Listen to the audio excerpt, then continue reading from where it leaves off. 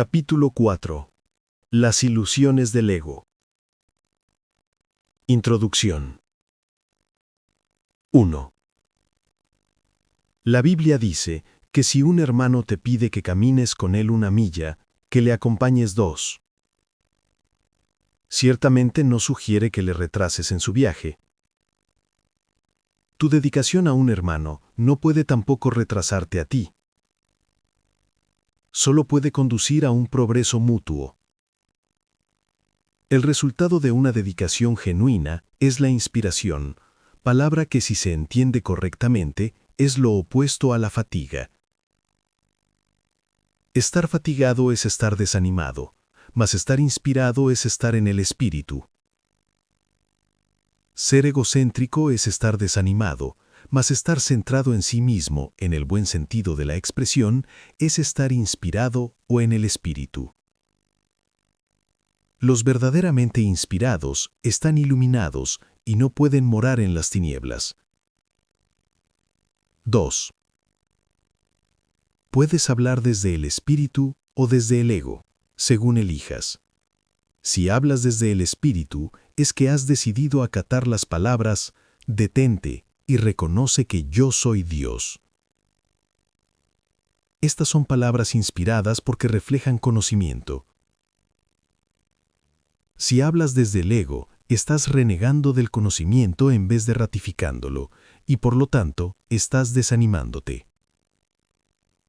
No te embarques en viajes inútiles, pues ciertamente no llevan a ninguna parte. Puede que el ego los desee, pero el espíritu no puede emprenderlos porque nunca está dispuesto a apartarse de sus cimientos.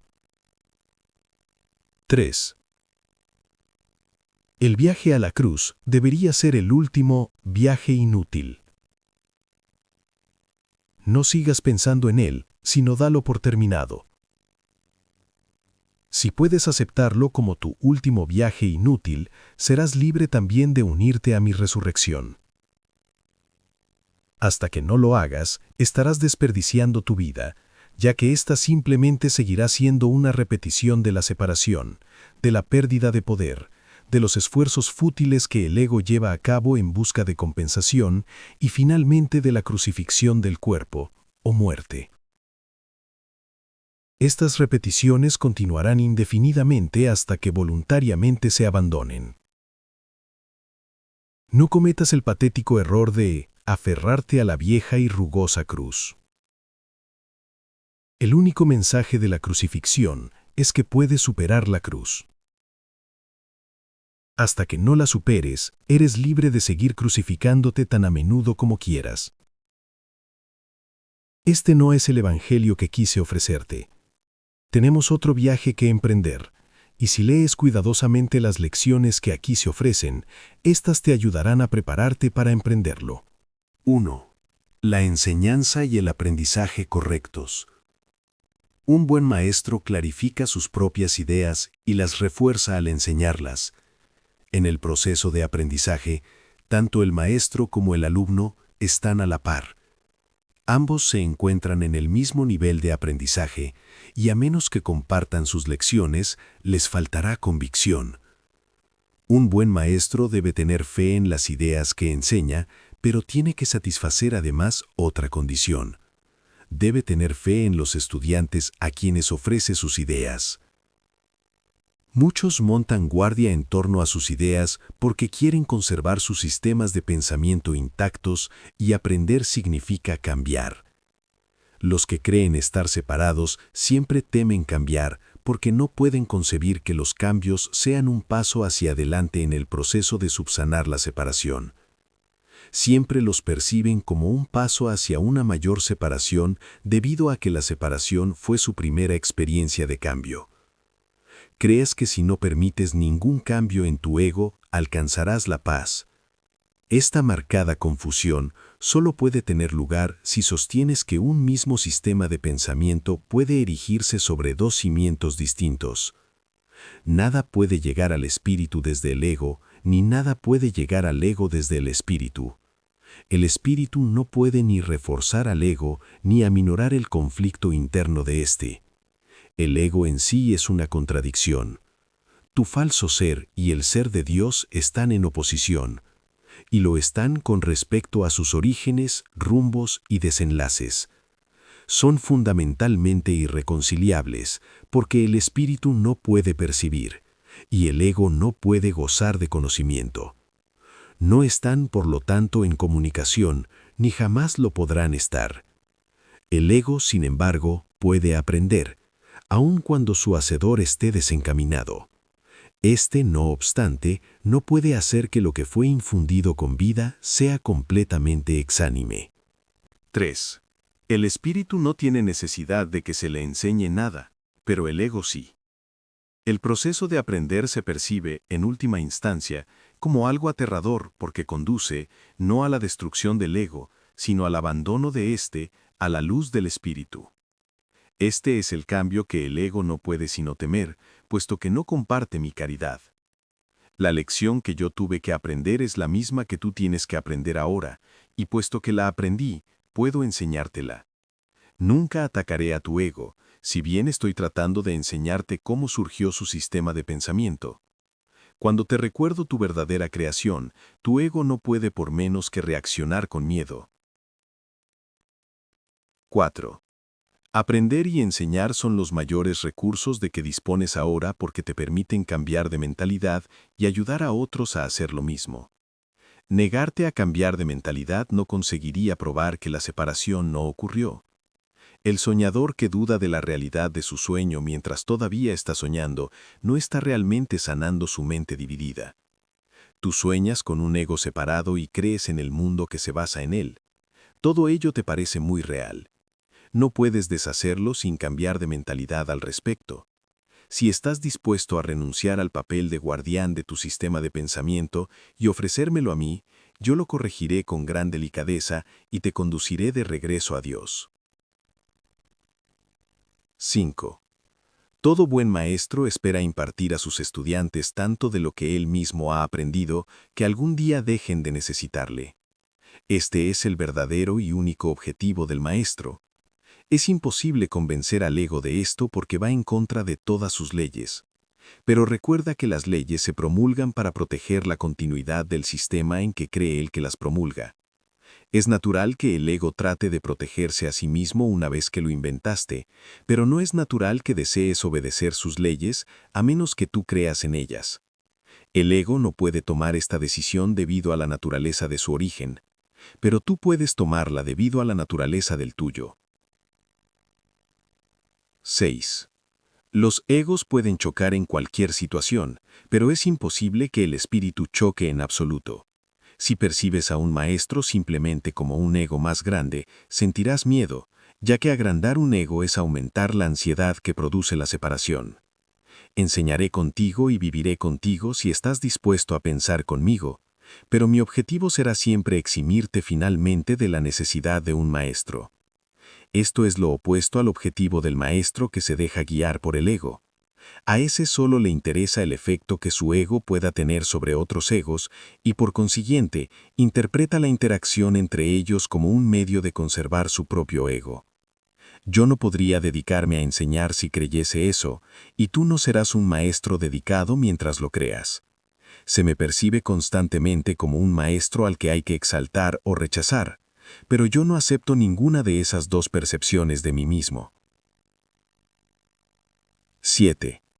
El que enseñes o aprendas no es lo que establece tu valía la estableció Dios.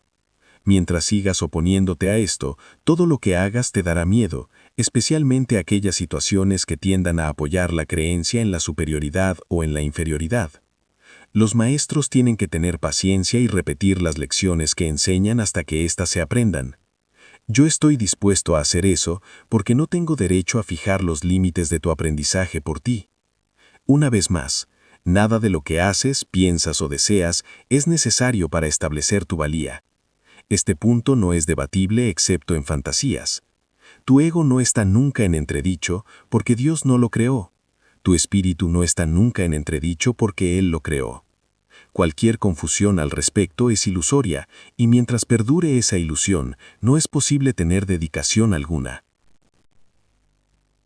8. El ego trata de explotar todas las situaciones para vanagloriarse, a fin de superar sus propias dudas. Seguirá lleno de dudas mientras tú sigas creyendo en su existencia. Tú que lo inventaste no puedes tener confianza en él, porque cuando estás en tu mente recta, te das cuenta de que no es real. La única solución sensata es no tratar de cambiar la realidad, lo cual sería ciertamente aterrador, sino aceptarla tal como es. Tú formas parte de la realidad, la cual permanece inmutable más allá del alcance del ego, aunque fácilmente al alcance del espíritu. Cuando sientas miedo, aquíétate y reconoce que Dios es real y que tú eres su Hijo amado en quien Él se complace.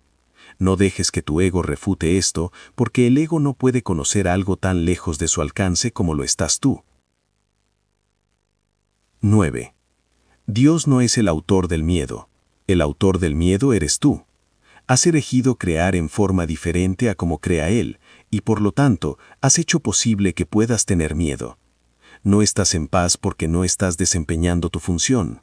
Dios te encomendó una función, muy elevada, que no estás llevando a cabo. Tu ego ha elegido estar atemorizado en vez de llevarla a cabo.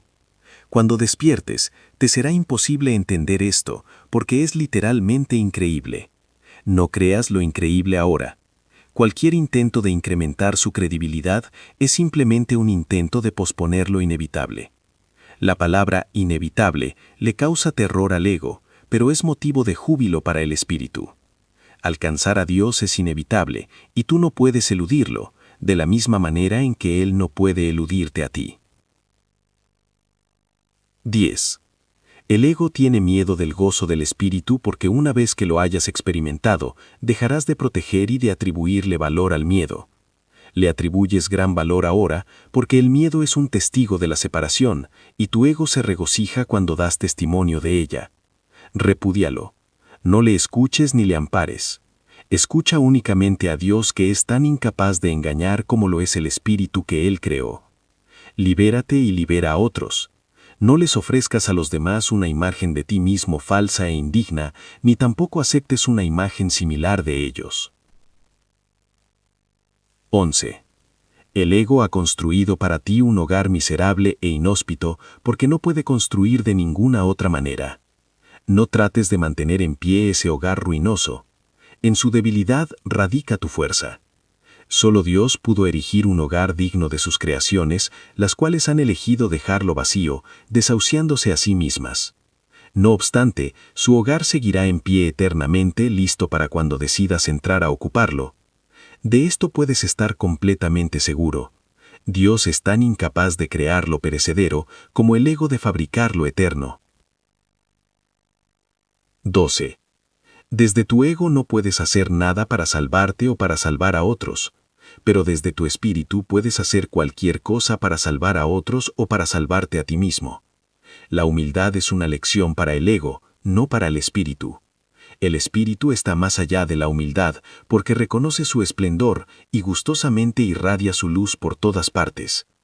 Los mansos heredarán la tierra porque sus egos son humildes y esto hace que su percepción sea más fidedigna.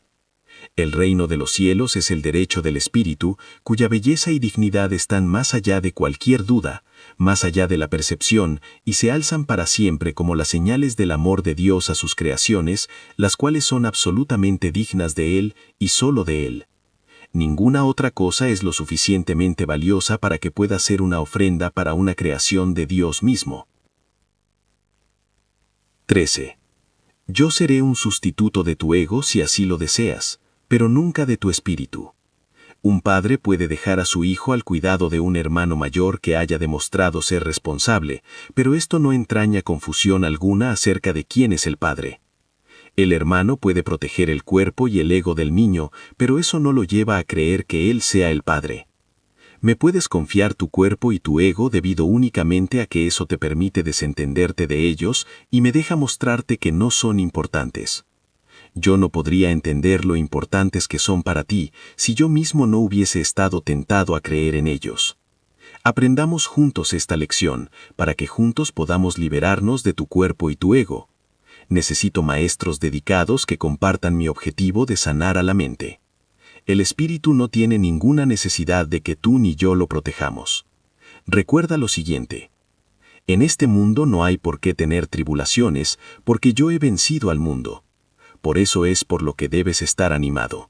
2. El ego y la falsa autonomía. 1. Es razonable preguntarse cómo pudo la mente haber inventado al ego. 2. De hecho, esa es la mejor pregunta que puedes hacerte.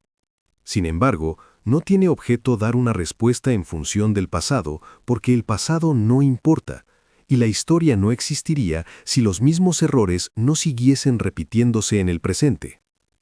El pensamiento abstracto es pertinente al conocimiento porque el conocimiento es algo completamente impersonal, y para entenderlo no se necesita ningún ejemplo. La percepción, por otra parte, es siempre específica y por lo tanto concreta. Todo el mundo inventa un ego o un yo para sí mismo, el cual está sujeto a enormes variaciones debido a su inestabilidad. También inventa un ego para cada persona a la que percibe, el cual es igualmente variable. Su interacción es un proceso que los altera a ambos, porque no fueron creados por el inalterable o mediante él. Es importante darse cuenta de que esta alteración ocurre con igual facilidad tanto si la interacción tiene lugar en la mente como si entraña proximidad física. Pensar acerca de otro ego es tan eficaz en el proceso de cambiar la percepción relativa como lo es la interacción física. No puede haber mejor ejemplo que este de que el ego es solamente una idea y no un hecho. Tu propio estado mental es un buen ejemplo de cómo fue inventado el ego. Cuando repudiaste el conocimiento, fue como si jamás lo hubieses tenido. Esto es tan evidente que basta con que lo reconozcas para constatar que eso es lo que en realidad ocurre. Y si eso ocurre en el presente, ¿por qué habría de sorprenderte que hubiese ocurrido en el pasado? Asombrarnos ante lo inusual es una reacción comprensible, pero asombrarnos ante algo que ocurre con tanta frecuencia no lo es en absoluto. No olvides, no obstante, que la mente no tiene por qué operar así, aunque así es como opera ahora.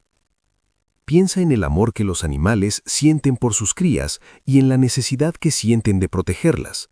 Eso se debe a que las consideran parte de sí mismos. Nadie repudia lo que considera parte de sí mismo.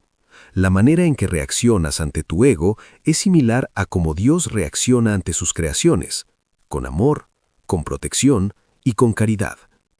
Tus reacciones ante el yo que inventaste no son sorprendentes. De hecho, son muy similares a la forma en que algún día reaccionarás ante tus creaciones reales, las cuales son tan eternas como tú. No es cuestión, por lo tanto, de cómo reaccionas ante el ego, sino de lo que crees ser. Creer es una función del ego, y mientras tu origen siga sujeto a interpretaciones, lo seguirás viendo desde el punto de vista del ego. Cuando el aprendizaje deje de ser necesario, simplemente conocerás a Dios. La creencia de que hay otra forma de percibir es la idea más sublime de que es capaz el pensamiento del ego.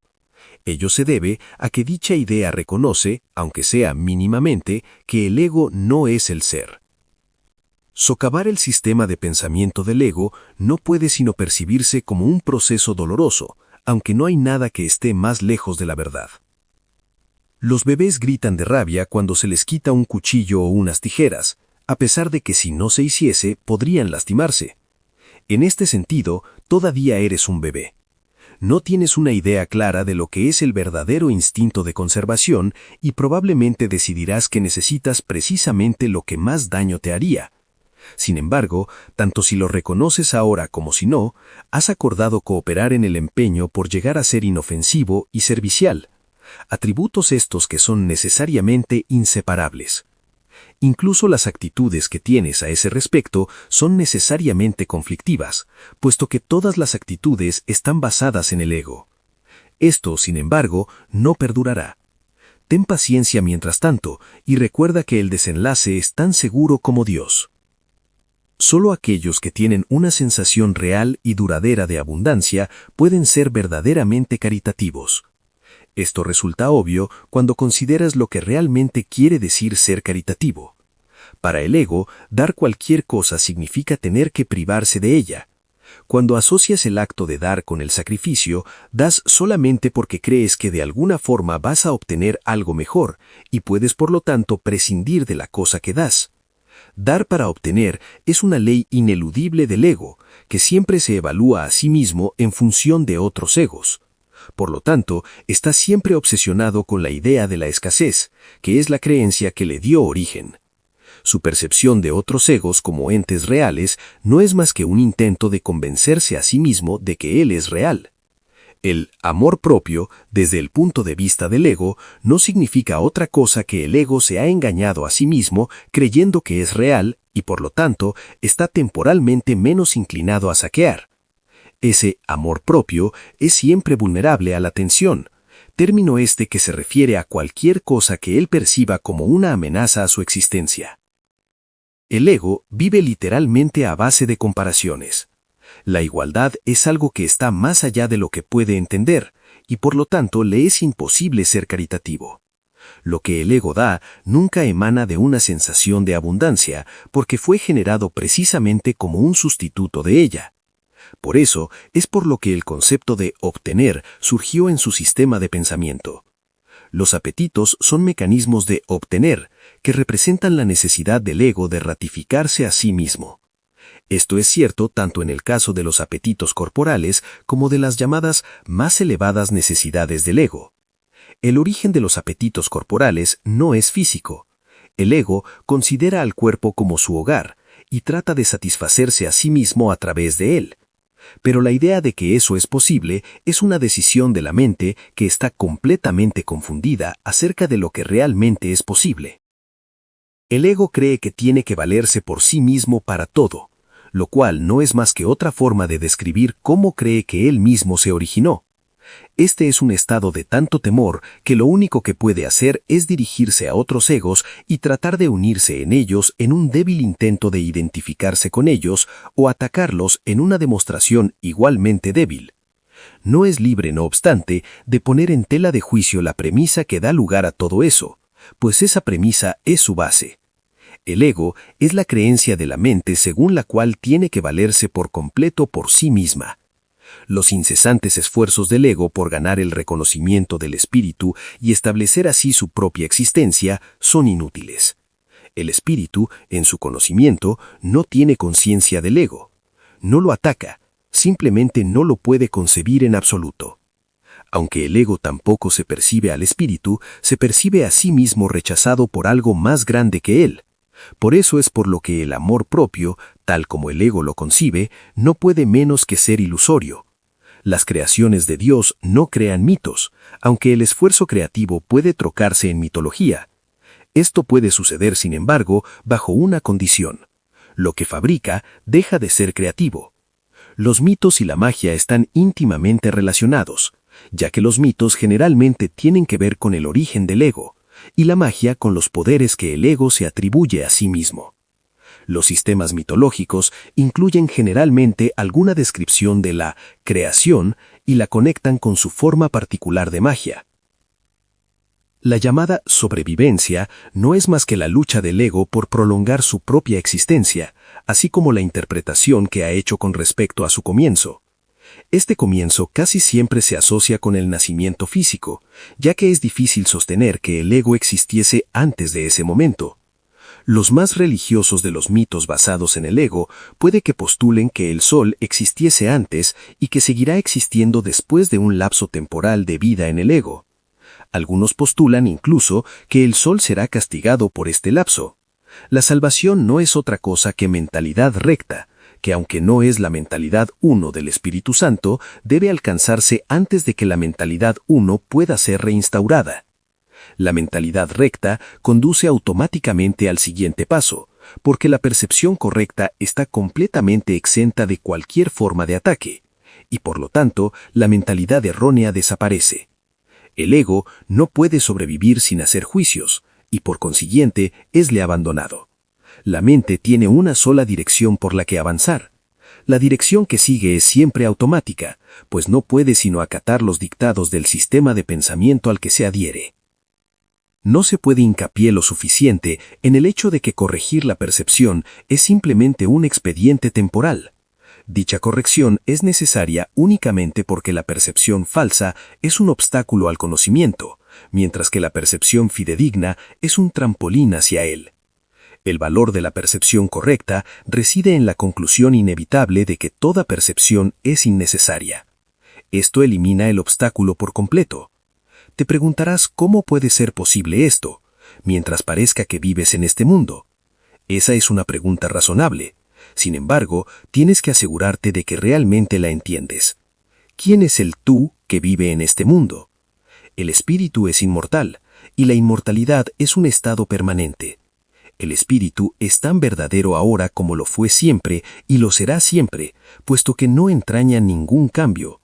No es un continuo, ni tampoco puede entenderse comparándolo con un opuesto. El conocimiento nunca admite comparaciones. En eso estriba su principal diferencia con respecto a cualquier otra cosa que la mente pueda comprender. 3. Amor sin conflicto. 1. Es difícil entender lo que realmente quiere decir el reino de los cielos está dentro de ti. Ello se debe a que no es comprensible para el ego, que lo interpreta como si algo que está fuera estuviese adentro, lo cual no tiene sentido. La palabra adentro es innecesaria. Tú eres el reino de los cielos. ¿Qué otra cosa sino a ti creó el Creador? ¿Y qué otra cosa sino tú es su reino? Este es el mensaje de la expiación, mensaje que, en su totalidad, trasciende la suma de sus partes. Tú también tienes un reino que tu espíritu creó. Este no ha dejado de crear como consecuencia de las ilusiones del ego. Tus creaciones no son huérfanas, de la misma manera en que tú tampoco lo eres. Tu ego y tu espíritu nunca serán co-creadores, pero tu espíritu y tu creador lo serán siempre. Ten por seguro que tus creaciones están tan a salvo como tú. El reino está perfectamente unido y perfectamente protegido, y el ego no prevalecerá contra él. Amén. 2. Esto se ha escrito en forma de oración porque así puede serte más útil en momentos de tentación. Es una declaración de independencia. La encontrarás muy provechosa si la entiendes cabalmente.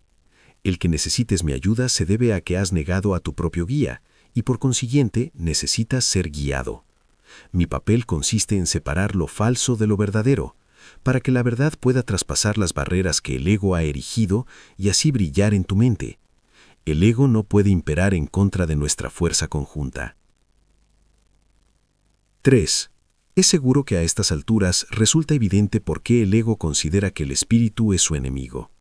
El ego surgió como resultado de la separación, y la continuidad de su existencia depende de que tú sigas creyendo en la separación. El ego tiene que ofrecerte algún tipo de recompensa para que sigas abrigando esta creencia. Lo único que puede ofrecerte es una sensación de existencia temporal que se origina con su propio comienzo y termina con su propio final. Te dice que esa vida es tu existencia porque es la suya propia. Frente a esta sensación de existencia temporal, el espíritu te ofrece el conocimiento de la permanencia y de la inmutabilidad del estado de ser. Nadie que haya experimentado la revelación de esto puede volver a creer completamente en el ego otra vez. ¿Cómo iba a poder imperar su miserable oferta por encima del glorioso regalo que Dios te hace? 4. Tú que te identificas con el ego no puedes creer que Dios te ame. No amas lo que hiciste, y lo que hiciste no te ama a ti. El ego, que fue engendrado como resultado de tú haber negado al Padre, no le guarda lealtad a su Hacedor. No puedes ni imaginarte la relación real que existe entre Dios y sus creaciones debido al odio que le tienes al ser que fabricaste. Proyectas sobre el ego tu decisión de estar separado y esto entra en conflicto con el amor que, por ser su Hacedor, sientes por él. No hay amor en este mundo que esté exento de esta ambivalencia. Y puesto que ningún ego ha experimentado amor sin ambivalencia, el amor es un concepto que está más allá de su entendimiento. El amor aflorará inmediatamente en cualquier mente que de verdad lo desee, pero tiene que desearlo de verdad. Esto quiere decir desearlo sin ninguna ambivalencia, y esta forma de desear está completamente desprovista de la compulsión de obtener del ego. Existe una clase de experiencia tan diferente de todo lo que el ego pudiera ofrecerte que nunca más querrás volver a encubrirla u ocultarla. Es necesario repetir que tu vivencia en la oscuridad y en la ocultación es la razón de que la luz no pueda pasar. La Biblia hace referencia frecuentemente a los inconmensurables dones que te aguardan, pero que tienes que pedir. Esta no es una condición como las que el ego establece, sino que es la gloriosa condición de lo que tú eres. Ninguna fuerza excepto tu propia voluntad es lo suficientemente fuerte o digna como para poder guiarte. En esto eres tan libre como Dios, y así será eternamente. Pidámosle al Padre en mi nombre que te mantenga consciente de su amor por ti y del tuyo por Él. Él nunca ha dejado de responder a este ruego, pues lo único que éste pide es lo que su voluntad ya ha dispuesto. Quienes piden sinceramente siempre reciben respuesta. No debes anteponer otros dioses a Él, porque no hay otros dioses. 6. ¿Nunca se te ha ocurrido realmente renunciar a todas las ideas que jamás hayas tenido que se opongan al conocimiento? Conservas miles de retazos de fierro que le impiden la entrada al Santísimo. La luz no puede filtrarse a través de los muros que levantas para obstruir su paso, y nunca estará dispuesta a destruir lo que tú has hecho. Nadie puede ver a través de un muro, pero yo puedo transponerlo. Mantente alerta contra los retazos de miedo que aún conserves en tu mente, o de lo contrario no podrás pedirme que lo transponga. Solo puedo ayudarte tal como nuestro Padre nos creó. Te amaré, honraré y respetaré absolutamente lo que has hecho, pero no lo apoyaré a menos que sea verdad. Nunca te abandonaré tal como Dios no te abandonará, pero debo esperar mientras tú continúes eligiendo abandonarte a ti mismo. Debido a que espero con amor y no con impaciencia, es indudable que me pedirás con sinceridad que lo transponga.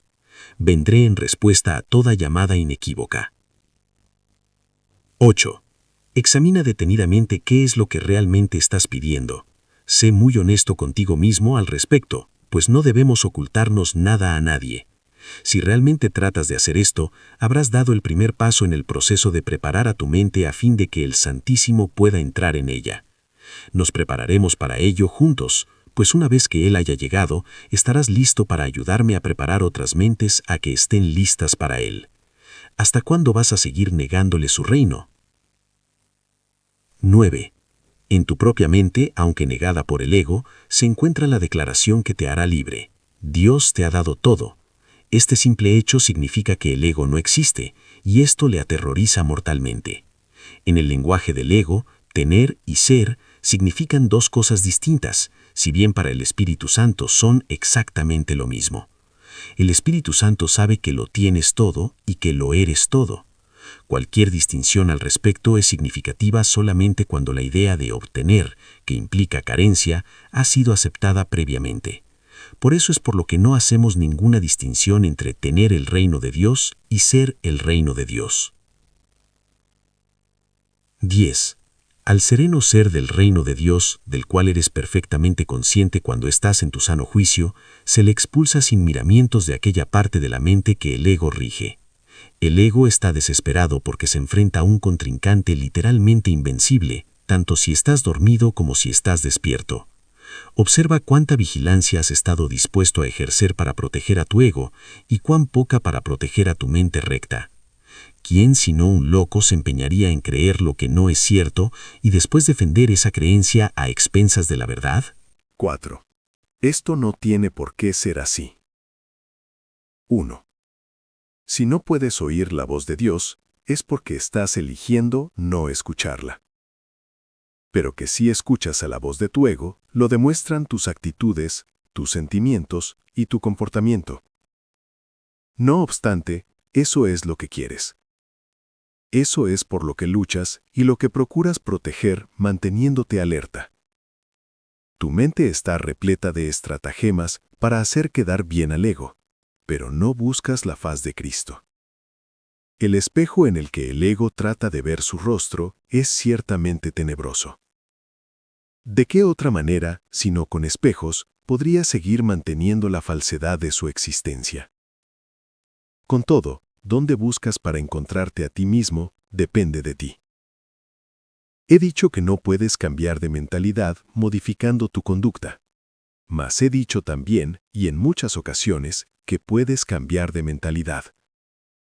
Cuando tu estado de ánimo te diga que has elegido equivocadamente, y esto es así siempre que no te sientes contento, Reconoce entonces que ello no tiene por qué ser así. En cada caso, ¿has pensado mal acerca de algún hermano que Dios creó? Y estás percibiendo imágenes que tu ego forja en un espejo tenebroso. Examina honestamente qué es lo que has pensado que Dios no habría pensado. ¿Y qué no has pensado que Dios habría querido que pensases? Examina honestamente tanto lo que has hecho como lo que has dejado sin hacer. Y cambia entonces de mentalidad para que así puedas pensar con la mente de Dios. Esto puede parecer difícil, pero es mucho más fácil que intentar pensar al revés de cómo piensa Él. Tu mente y la de Dios son una. Negar esto y pensar de otra manera ha conservado a tu ego intacto. Pero ha dividido literalmente a tu mente. Como hermano que te ama, tu mente es de suma importancia para mí. Y te exhorto a seguir mi ejemplo cuando te contemples a ti mismo y cuando contemples a tu hermano. Y a que veas en ambos las gloriosas creaciones de un Padre glorioso. Entonces, cuando te sientas triste, reconoce que eso no tiene por qué ser así. Las depresiones proceden de una sensación de que careces de algo que deseas y no tienes. Recuerda que no careces de nada excepto si así lo decides, y decide entonces de otra manera. Cuando sientas ansiedad, date cuenta de que la ansiedad procede de los caprichos del ego. Reconoce que eso no tiene por qué ser así. Puedes estar tan alerta contra los dictados del ego como en su favor. Cuando te sientas culpable, recuerda que el ego ciertamente ha violado las leyes de Dios, pero tú no. Los pecados del ego, déjamelos a mí. Ese es el propósito de la expiación.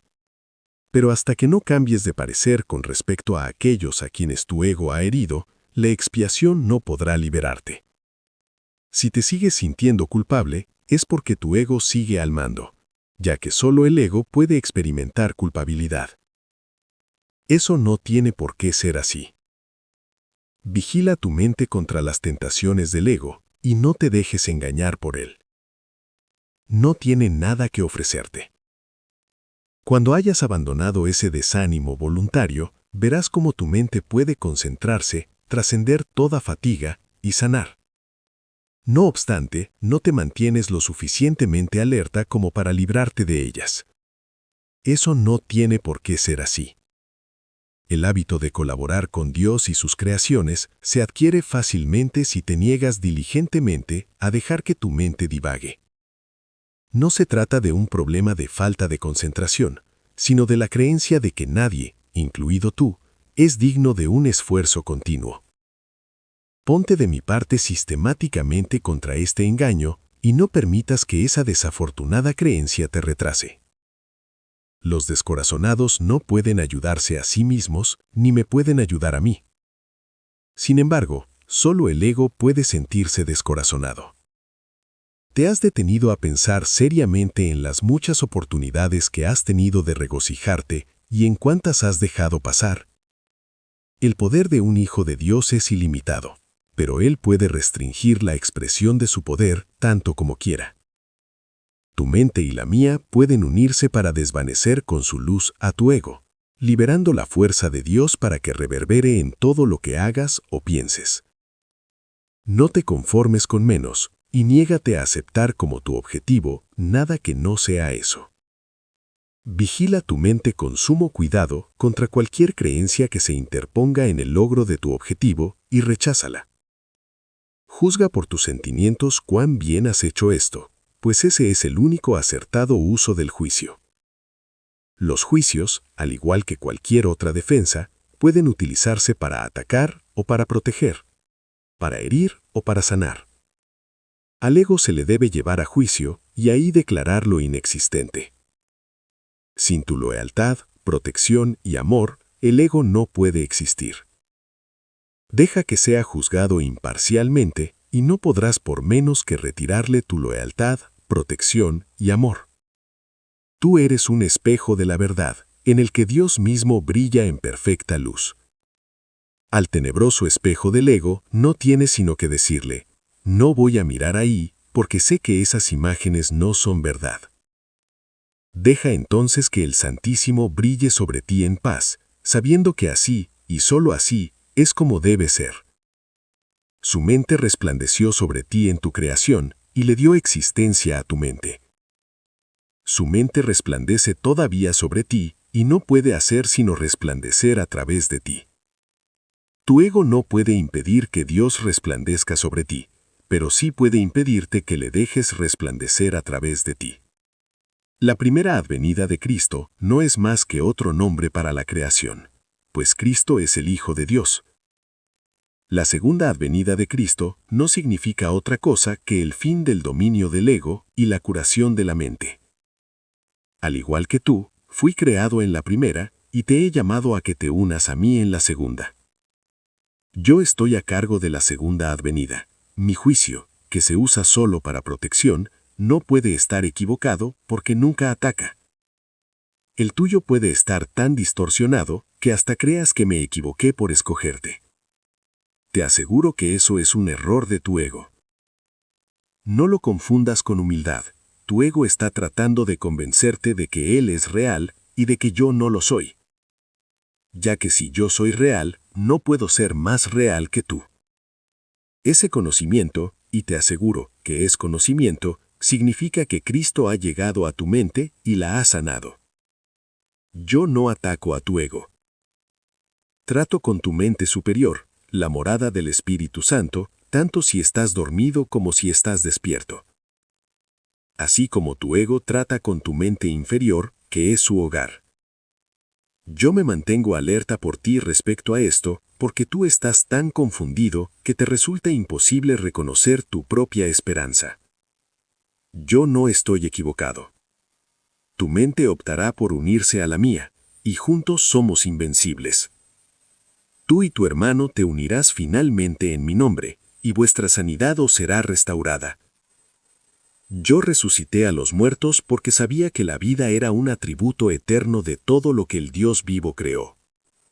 ¿Por qué crees que habría de ser más difícil para mí inspirar a los desanimados o estabilizar lo inestable? Yo no creo que haya grados de dificultad en los milagros, tú sí. Te he llamado y tú responderás. Yo comprendo que los milagros son eventos naturales porque son expresiones de amor. El que yo te llame es tan natural como el que tú me respondas, y es igualmente inevitable. B. La ilusión del ego-cuerpo. 1. Todas las cosas obran conjuntamente para el bien. 2. En esto no hay excepciones, salvo a juicio del ego. 3. El ego se mantiene extremadamente alerta con respecto a lo que permite llegar hasta la conciencia, y esa no es la manera en que una mente equilibrada se mantiene ecuánime. 4. El desequilibrio del ego se acentúa aún más porque mantiene su motivación principal oculta de tu conciencia y hace que el control predomine sobre la cordura. 5. El ego tiene todas las razones del mundo para hacer esto, de acuerdo con el sistema de pensamiento que le dio origen y al que sirve. 6. Puesto que el sano juicio juzgaría irrevocablemente contra él, el ego lo tiene que eliminar en aras de su propia supervivencia. 2. Una de las causas principales del estado de desequilibrio del ego es su falta de discernimiento entre lo que es el cuerpo y lo que son los pensamientos de Dios. 2. Los pensamientos de Dios son inaceptables para el ego, porque apuntan claramente al hecho de que Él no existe. 3. El ego, por lo tanto, los distorsiona o se niega a aceptarlos. 4. Pero no puede hacer que dejen de existir. 5. El ego, por consiguiente, trata de ocultar no solo los impulsos inaceptables del cuerpo, sino también los pensamientos de Dios, ya que ambos suponen una amenaza para él. Dado que lo que básicamente le preocupa es su propia supervivencia ante cualquier amenaza, el ego los percibe a ambos como si fueran lo mismo. 7. Y al percibirlos así, evita ser aniquilado, como de seguro lo sería en presencia del conocimiento.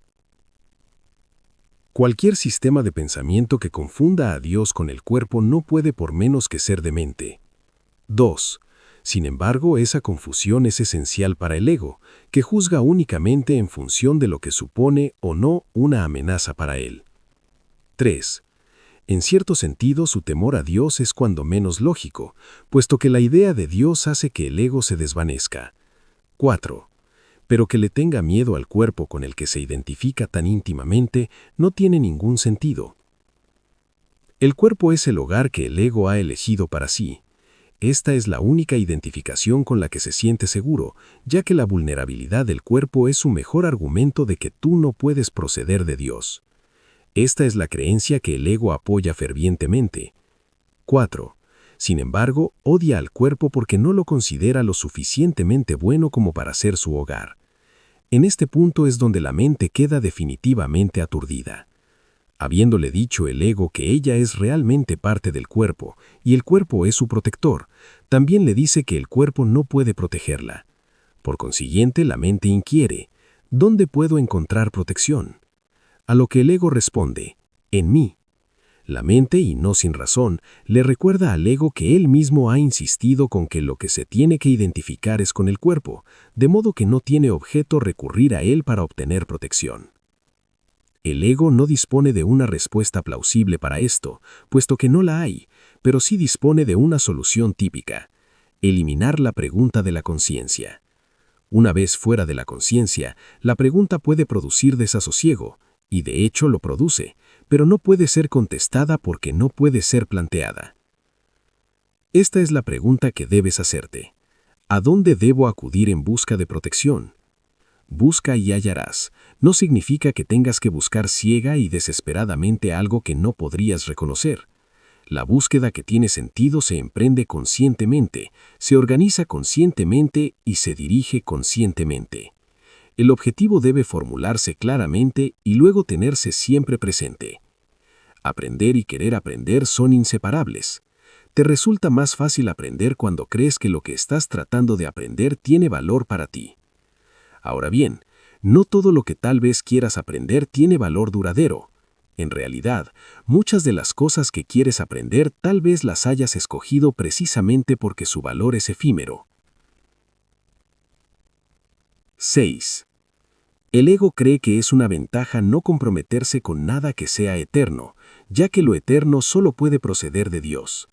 La eternalidad es la única función que el ego ha tratado de desarrollar, si bien ha fracasado repetidamente. El ego transige con la cuestión de lo eterno, así como con todas las cuestiones que de algún modo tienen que ver con la verdadera pregunta, la cual espera encubrir y mantener fuera de la conciencia ocupándose de asuntos marginales. La tendencia típica del ego de estar continuamente ocupado con nimiedades tiene como objeto apoyar ese propósito. Uno de sus ardides favoritos para obstaculizar el aprendizaje es embarcarse en problemas diseñados de tal manera que su resolución sea imposible. La pregunta que nunca formulan quienes se embarcan en tales maniobras dilatorias es: ¿para qué? Esa es la pregunta que tú tienes que aprender a plantear relativa a todo. ¿Qué propósito tiene esto? Sea cual fuere, dirigirá tus esfuerzos automáticamente. Cuando tomas una decisión con respecto a un propósito, tomas una decisión con respecto a los esfuerzos que vas a llevar a cabo en el futuro. Y esta decisión permanecerá en vigor a menos que cambies de parecer. 6. Las recompensas de Dios. 1. El ego no reconoce el verdadero origen de la amenaza, y si tú te identificas con el ego, no entenderás la situación tal como es. 2. Lo único que le confiere al ego poder sobre ti es la lealtad que le guardas. 3. Me he referido al ego como si fuera una entidad separada que actúa por su cuenta. 4. Esto ha sido necesario para persuadirte de que no puedes descartarlo a la ligera y de que tienes que darte cuenta de cuán extensa es la parte de tu pensamiento que él controla. 5. Sin embargo, no nos podemos detener ahí, pues, de lo contrario, no podrías sino pensar que mientras estés aquí, o mientras creas estar aquí, estarás en conflicto. 6. El ego no es más que una parte de lo que crees acerca de ti. 7. Tu otra vida ha continuado sin ninguna interrupción y has sido y serás siempre completamente inmune a tus intentos de disociarte de ella. En el proceso de aprender a escapar de las ilusiones, es imprescindible que nunca te olvides de la deuda que tienes con tu hermano. 2. Es la misma deuda que tienes conmigo. 3. Cuando actúas egoístamente con otro, repudias la gracia que esta deuda te ofrece y la percepción santa que produciría.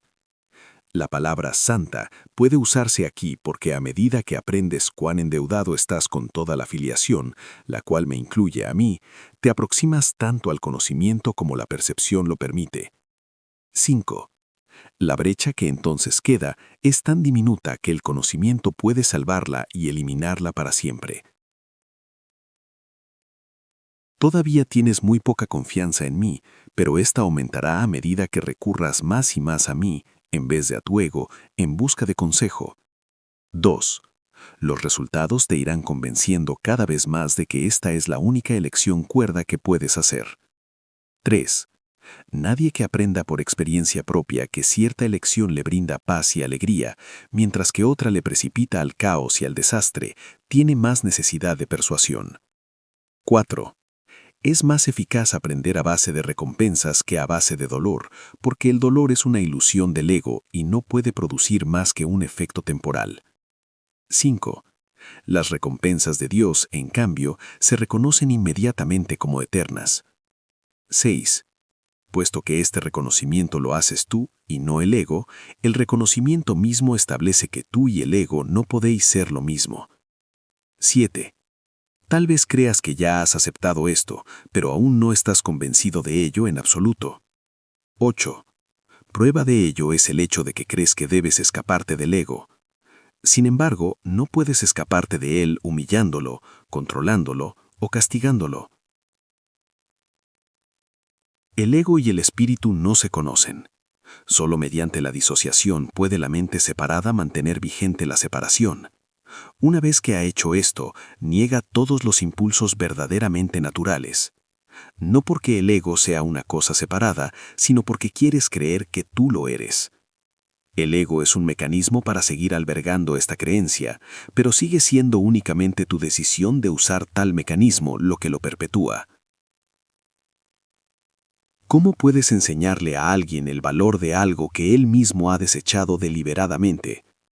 2. Tiene que haberlo desechado porque no le atribuyó ningún valor. 3. Lo único que puedes hacer es mostrarle cuánta infelicidad le causa su ausencia e írselo acercando lentamente para que pueda ver cómo mengua su infortunio según él se aproxima a ello. 4. Esto le enseña a asociar su infelicidad con la ausencia de lo que desechó y lo opuesto a la infelicidad con su presencia. 5. Comenzará a desearlo gradualmente a medida que cambie de parecer respecto de su valor.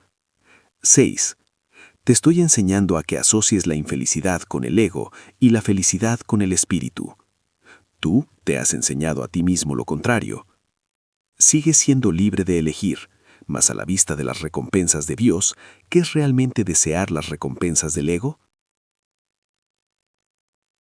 De momento, la confianza que yo tengo en ti es mayor que la que tienes en mí, pero no siempre será así. Tu misión es muy simple. Se te pide que vivas de tal forma que demuestres que no eres un ego, y yo no me equivoco al elegir los canales de Dios. El Más Santísimo comparte mi confianza y acepta mis decisiones respecto de la expiación porque mi voluntad nunca está en desacuerdo con la suya.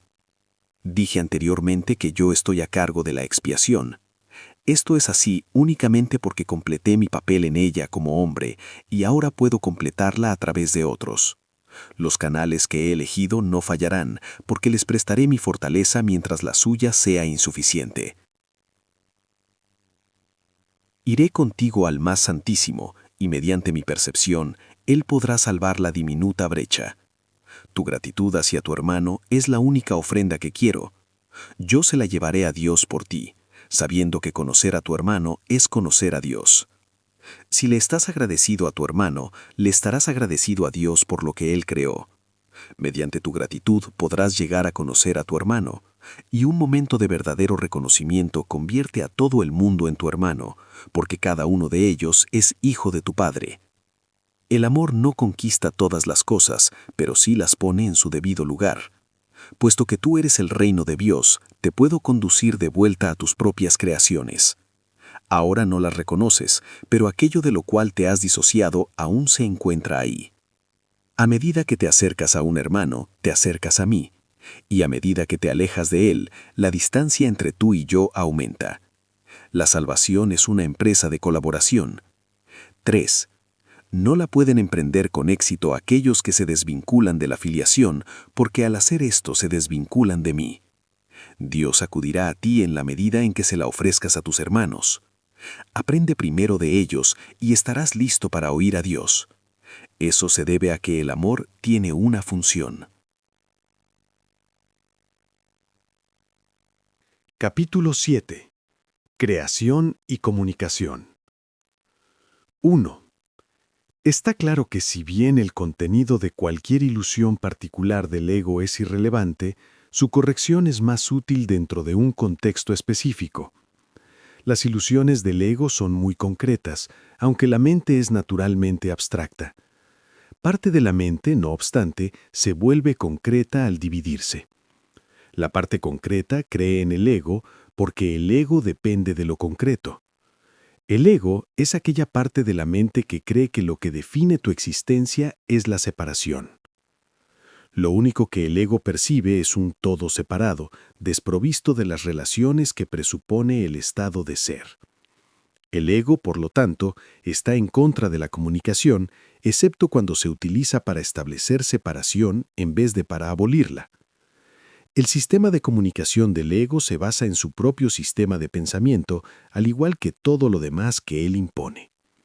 Su comunicación está controlada por la necesidad que tiene de protegerse e interrumpirá la comunicación siempre que se sienta amenazado. Esta interrupción es una reacción hacia una o varias personas determinadas. El carácter específico de la manera de pensar del ego da lugar, entonces, a generalizaciones falsas que no son realmente abstractas en absoluto. El ego simplemente responde, de ciertas formas específicas, a todo lo que percibe como relacionado. El espíritu, en cambio, reacciona de la misma manera a todo lo que sabe que es verdadero y no responde en absoluto a nada más. Tampoco hace ningún esfuerzo por establecer lo que es verdad. Él sabe que lo único que es verdad es lo que Dios creó. El espíritu está en completa y directa comunicación con todos los aspectos de la creación, debido a que está en completa y directa comunicación con su Creador. Esta comunicación es la voluntad de Dios. Creación y comunicación son sinónimos. Dios creó a cada mente comunicándole su mente y estableciéndola así para siempre como un canal para su mente y su voluntad. Puesto que solo los seres que pertenecen a un mismo orden pueden realmente comunicarse, sus creaciones se comunican naturalmente con Él y como Él.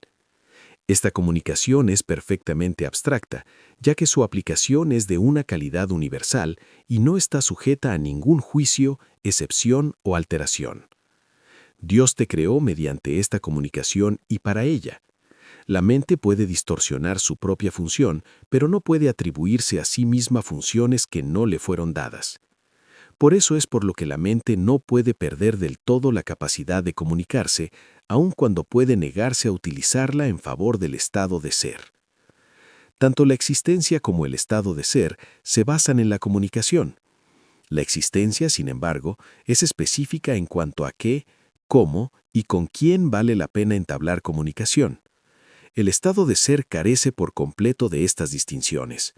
Es un estado en el que la mente está en comunicación con todo lo que es real. En la medida en que permitas que ese estado se vea coartado, en esa misma medida estarás limitando la idea que tienes acerca de tu propia realidad, la cual se vuelve total únicamente cuando reconoces a toda la realidad en el glorioso contexto de la verdadera relación que tiene contigo. Esa es tu realidad. No la profanes ni la rechaces. Es tu verdadero hogar, tu verdadero templo y tu verdadero ser. Dios, que abarca todo lo que existe, creó seres que lo tienen todo individualmente, pero que quieren compartirlo para así incrementar su gozo. Nada real puede incrementarse excepto compartiéndolo. Por eso es por lo que Dios te creó a ti. La abstracción divina se deleita compartiendo. Eso es lo que significa la creación. Las preguntas ¿qué?, ¿cómo? Y ¿con quién? Son irrelevantes toda vez que la verdadera creación lo da todo, ya que solo puede crear a semejanza propia. Recuerda que la diferencia que hay entre tener y ser en la existencia, en el reino no existe. En el estado de ser, la mente siempre lo da todo. La Biblia afirma repetidamente que debes alabar a Dios. Esto no quiere decir que debas decirle cuán maravilloso es. Dios no tiene un ego con el que aceptar tal alabanza, ni percepción con que juzgarla. Pero a menos que desempeñes tu papel en la creación, su gozo no será total porque el tuyo no lo es, y Él ciertamente lo sabe. Lo sabe en su propio ser y en la experiencia que su ser tiene de la experiencia del Hijo. El constante flujo de su amor se obstruye cuando sus canales están cerrados y se siente solo cuando las mentes que Él creó no se comunican plenamente con Él. Dios ha salvaguardado tu reino, pero no puede compartir su gozo contigo hasta que no conozcas el reino con toda tu mente. La revelación no es suficiente, porque es una comunicación de Dios hacia ti solamente. Dios no tiene necesidad de que se le devuelva la revelación, lo cual sería claramente imposible, pero sí desea que se transmita a otros. Esto no se puede hacer con el contenido en sí, pues de que su contenido no puede expresarse debido a que es algo sumamente personal a la mente que lo recibe. No obstante, dicha mente puede extenderla a otras mentes mediante las actitudes generadas por la sabiduría que se deriva de la revelación. Dios es alabado cada vez que una mente aprende a ser completamente servicial. Esto, sin embargo, es imposible a menos que también aprenda a ser completamente inofensivo, pues ambas creencias tienen que coexistir. Los que son realmente serviciales son a su vez invulnerables, porque no protegen a sus egos, y por lo tanto nada puede hacerles daño. Su servicio espiritual es la manera en que alaban a Dios, y Él les devolverá las alabanzas que le hagan, porque son como Él, y pueden regocijarse juntos. Dios se extiende hasta ellos y a través de ellos, y cunde una gran alegría por todo el reino. Cada mente que ha sido transformada contribuye a aumentar esta alegría al estar individualmente dispuesta a compartirla. Los realmente serviciales son los obradores de milagros de Dios, a quienes yo dirijo hasta que estemos todos unidos en el júbilo del reino. Yo te dirigiré allí donde puedas ser realmente servicial y a quien pueda seguir mi dirección a través de ti.